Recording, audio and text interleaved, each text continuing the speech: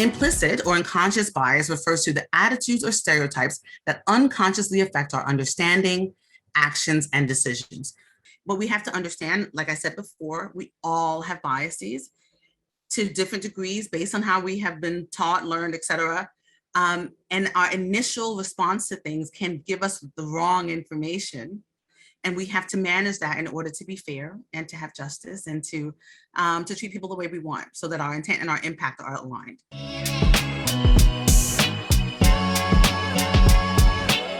If I were to ask all of you to define diversity, you would give me a lot of different examples of what you think diversity is.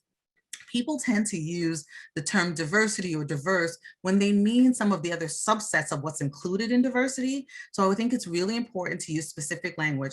When I say diversity, I mean all of the things on the screen plus more. But basically, diversity is all of the things that make us unique, different, and special. This is what I often hear. I want to have more diversity, Paula, I want more diversity in our organization, but I want them to be qualified. And this is me going, Here we go. Okay, at no point in any organization that I ever interact with do I ever want you to think about having people who are not qualified. So at our baseline, qualifications are there. Now, if advancing diversity for you immediately triggers not being qualified, then we need to think about why that is. In any law firm space, and actually any place in which you're recruiting people, no one should get through to the interview phase unless they are meeting the standard and that has been set organizationally.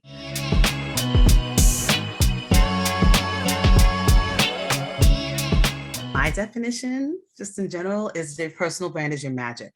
So for example, if you have two people with the exact same resume, your brand, the way in which you present your skill set and the things that you like and the way that you connect with people is very different. It doesn't matter if your credentialing is the same. It's what you bring to the space. It's how you connect with others. It is the way you do your work. It's the excellence that you bring to all the things that you do or not.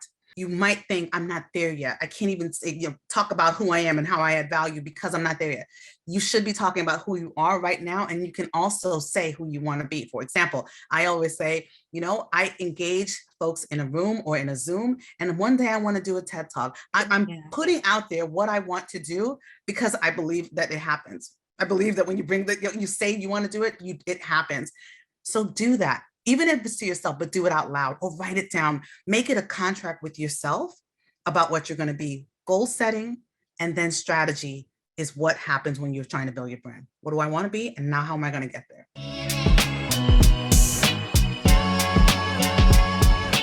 When I'm in a space, and I think there might be a challenge, I do this often with law firm partners, which is this.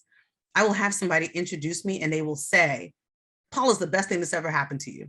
Now, I might believe that, right? No matter what.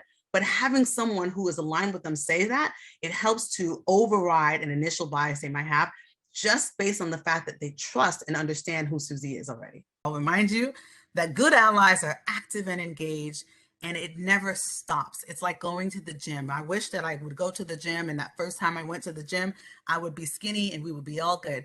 Unfortunately, you got to keep going, keep working at it to get to where you need to get to. And while that makes that challenging, it is also something that I'm very much encouraging us to be in that space, because when we have communities that are, impacted by allyship, everyone is better for it. It's not just the groups in which we think we're allying it. Everybody benefits from that shift.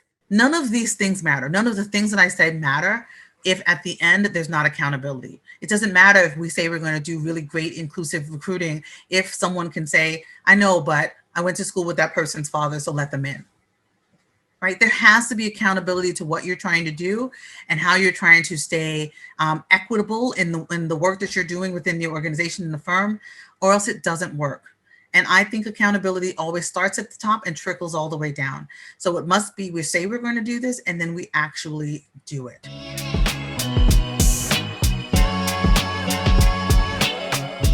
You need to review those goals and those strategies and that action monthly.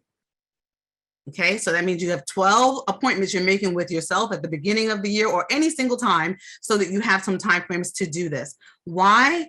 Because if you don't set it up to check yourself, you won't. My mother, she used to say, you can either be the wind or you can be the leaf, right? That means if you're the wind, you're saying where we're going. And if you're the leaf, you hope that you get there. You might still get there, but the wind is saying, I am going to do these things to make sure the things that I want happen and occur. You have to remember that you're a human, right? Setbacks might happen. The world might be what the world is. Forgive yourself and keep going, okay? Growth begins where comfort ends.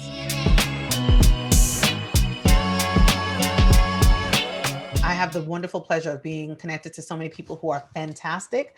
And I need you to know that you're fantastic as well. And sometimes that just means that you put in place, in terms of strategies, someone else who is going to cheerlead for you when you feel low. And here I am, ready to go.